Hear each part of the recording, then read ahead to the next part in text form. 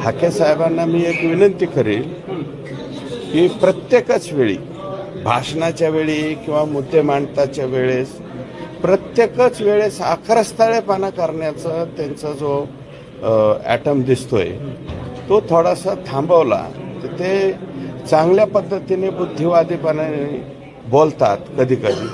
पण दरच वेळेस बोलताना तुम्ही जर एवढ्या आक्रमकपणाने आणि मोठ्या आवाजात बोलायचं म्हणूनच प्रश्न सुटत नसतात. आणि म्हणजे ह्याला बघून घेतो त्याला बघून घेतो त्याला दांडके दाखवतो ही भाषा तुम्ही कुठून हे केली.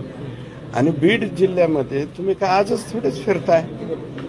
तुम्ही विधानसभेच्या आधी सगळ्या मतदारसंघात ते फिरत होते. गेवराईमध्ये त्यांनी उभा केलेला कॅन्डिडेट होता. मग आता तुम्ही तुमची मतं तर त्या कॅन्डिडेटला दिली आणि उठून परत विजय शेपंडितांना दांडका काढायचं असं जे बोलताय ते मला वाटतं योग्य दिसत. बोलविते धनी तुम्हाला माहिती आहे, त्याच्या पाठीमागे कोण आहे हे तुम्हाला माहिती आहे.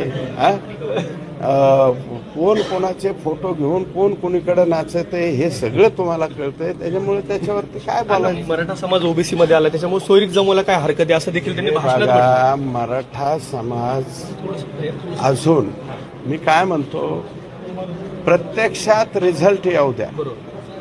जे ऑलरेडी ज्यांच्याकडे नोंदी आहेत कुणबी त्या कुणबींच्या बाबतीमधले जरी काही सर्टिफिकेट्स निघाले असले तरी एकूण मराठा समाजाची संख्या खूप मोठी आहे.